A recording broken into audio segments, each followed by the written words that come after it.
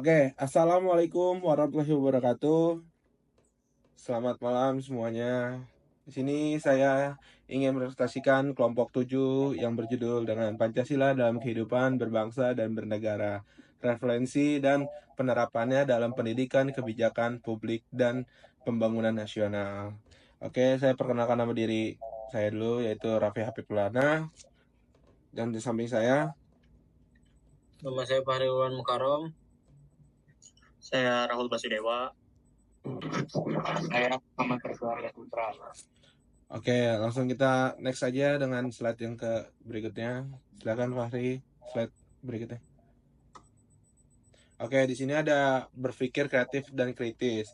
Apa sih itu berpikir kreatif dan kritis? Berpikir kreatif dan kritis itu dalam memecahkan masalah sosial, ekonomi, dan kebijakan nasional adalah kemampuan untuk melihat suatu permasalahan dari berbagai sudut pandang, menemukan solusi yang inovatif, serta mengevaluasi dampak dari setiap keputusan dengan pendekatan yang rasional dan berbasis data. Yang kedua tuh berpikir kreatif dalam memecahkan masalah, yaitu ada kemampuan untuk menemukan solusi yang inovasi dan tidak biasa dalam menghadapi tantangan. Yang ketiga itu berpikir kreatif dalam mencegah masalah, menganalisisnya masalah secara mendalam, mengilustrasikan informasi dengan objektif, dan membuat keputusan bermasalah bukti dan logika. Boleh di next.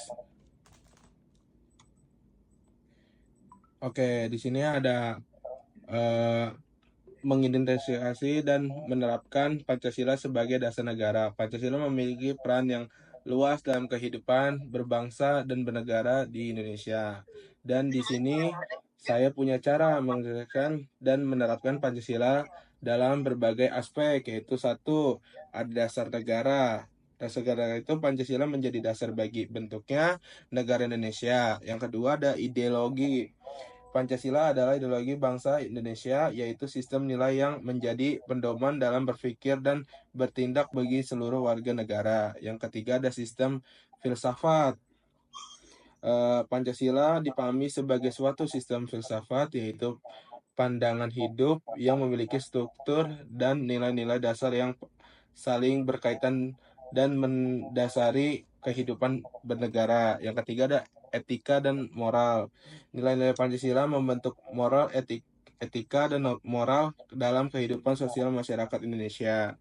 Yang terakhir ada dasar pengembangan ilmu pengetahuan. Pancasila dapat dijadikan dasar dalam pengembangan ilmu pengetahuan di mana penguasaan ilmu diarahkan untuk kesejahteraan rakyat dan tidak bertentangan dengan nilai-nilai kemanusiaan serta keadilan. Oke, bisa di next selanjutnya. Silakan. Ini gue ya.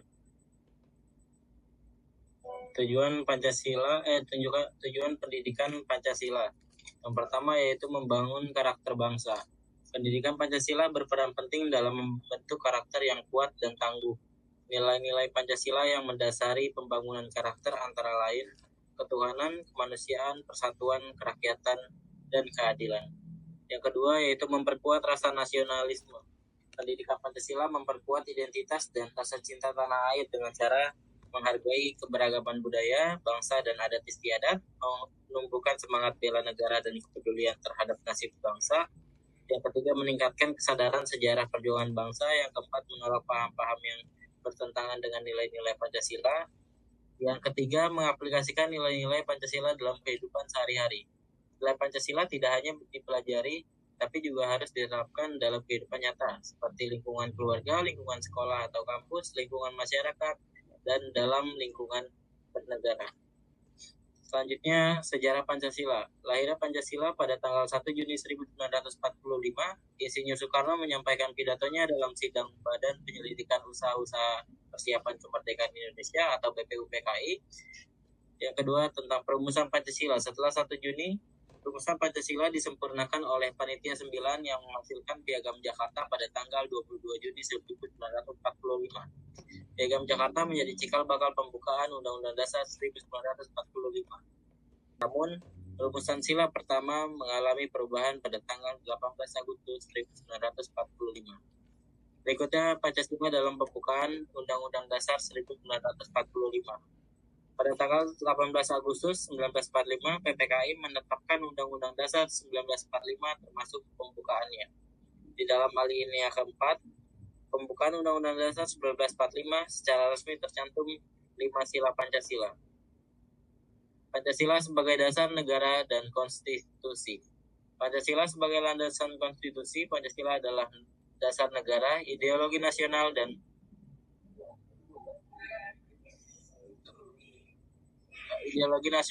sumber dari segala sumber hukum di Indonesia. Hal ini berarti bahwa seluruh isi dan semangat Undang-Undang Dasar 1945 serta peraturan perundang-undangan lainnya harus sesuai dengan nilai-nilai Pancasila. Pancasila tercantum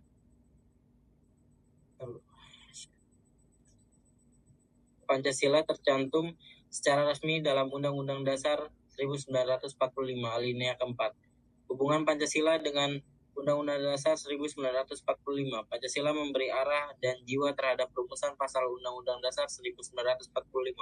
Contoh hubungan antara sila Pancasila dan pasal dalam UUD 1945, sila ke-1 ketuhanan yang Maha Esa pada pasal 29 kebebasan beragama, sila kedua kemanusiaan yang adil dan beradab terdapat dalam pasal 28 hak asasi manusia atau HAM. Sila ketiga persatuan Indonesia terdapat pada pasal 1 ayat 1 bentuk negara kesatuan. Sila keempat kerakyatan yang dipimpin oleh hikmat kebijaksanaan dalam permusyawaratan perwakilan terdapat dalam pasal 1 ayat 2 dan 3. Kedaulatan rakyat dan demokrasi. Sila kelima keadilan sosial yang dipimpin oleh hikmat kebijaksanaan keadilan. Sila kelima keadilan sosial bagi seluruh rakyat Indonesia terdapat dalam pasal 33 perekonomian untuk memakmurkan rakyat. Oke, selanjutnya Pancasila sebagai ideologi dan sistem filsafat serta pemahaman. Pancasila sebagai ideologi, sebagai pandangan hidup bangsa, Pancasila memberi arah pada tujuan nasional dan prinsip-prinsip dasar kehidupan bernegara. Sistem filsafat Pancasila mengandung nilai-nilai filsafat yang berbentuk dasar moral, etika, dan kebijakan. Pengembangan ilmu Pancasila mendorong perkembangan ilmu, pengetahuan, dan berorientasi pada kesejahteraan umum. Next. Selanjutnya, Pancasila sebagai sistem etika dan moral.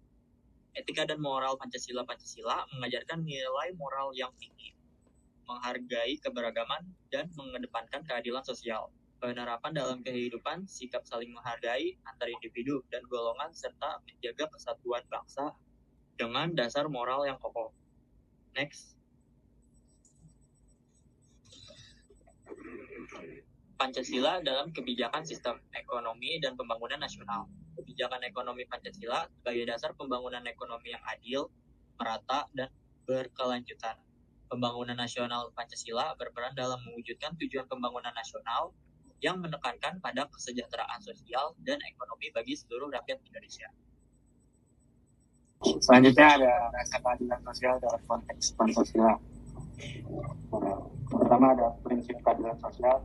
Pancasila sebagai dasar negara dan pandangan hidup bangsa Indonesia. Tidak hanya sekedar kumpulan prinsip abstrak, ia mengandung nilai-nilai luhur yang seharusnya meresap dalam setiap aspek pada kebangsaan negara, termasuk dalam mewujudkan rasa keadilan sosial bagi seluruh rakyat. Di dalam sila kelima Pancasila, keadilan sosial bagi seluruh rakyat Indonesia merupakan landasan utama dalam memahami konsep keadilan sosial menurut bangsa. Prinsip ini mengamanatkan bahwa negara dan seluruh elemen masyarakat memiliki tanggung jawab untuk mewujudkan pemerataan kesejahteraan bagi setiap warga negara. Next. Bagaimana implementasi prinsip keadilan sosial dalam kehidupan nyata tercermin dalam kebijakan dan tindakan yang secara khusus ditujukan untuk meningkatkan kesejahteraan kelompok masyarakat yang kurang beruntung dan melindungi hak-hak kelompok beruntung. Beberapa contohnya meliputi yang pertama program bantuan sosial seperti program keluarga harapan dan bantuan pangan non tunai yang bertujuan untuk melayani dan ekonomi sosial miskin dan rentan. Yang kedua, pemberdayaan ekonomi, program-program pelatihan, keterampilan, bantuan modal usaha mikro, dan akses terhadap pasar bagi usaha kecil dan menengah yang seringkali menjadi tulang punggung perekonomian masyarakat bawah. Yang ketiga, akses perumahan layak, upaya penyediaan perumahan subsidi, program penyediaan rumah, dan penataan kawasan kumuh untuk memberikan tempat tinggal yang layak bagi masyarakat berpenghasilan rendah. Next.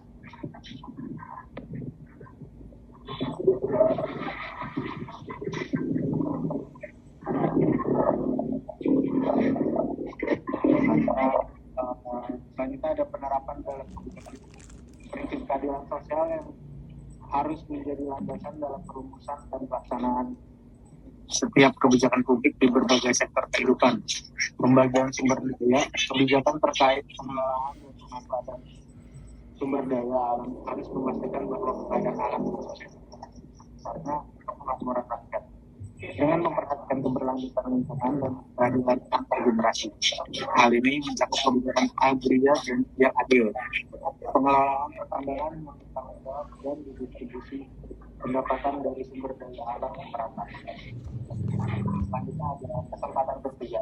Kebijakan ekonomi dan ketenagakerjaan harus menciptakan lapangan kerja yang luas dan inklusif, memberikan kesempatan yang sama bagi seluruh warga dan mendapatkan penghidupan yang layak. Ini termasuk upaya peningkatan kualitas sumber daya manusia melalui pendidikan dan pelatihan, penghapusan diskriminasi dalam rekrutmen dan promosi, serta perlindungan hak-hak pekerja. Next.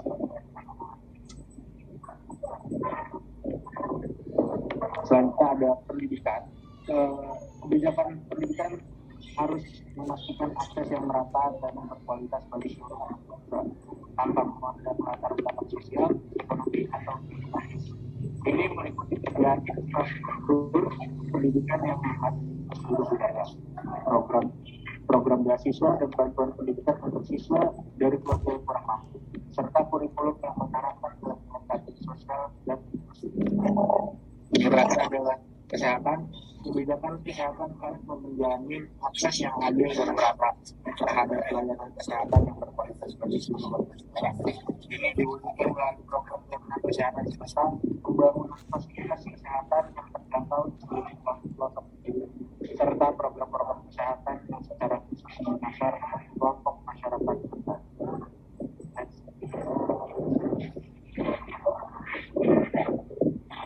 Oke, sekian dari presentasi kami kelompok 7. Apabila ada kurangnya dimohon maaf. Semuanya wassalamualaikum warahmatullahi wabarakatuh. Warahmatullahi wabarakatuh. Waalaikumsalam warahmatullahi wabarakatuh.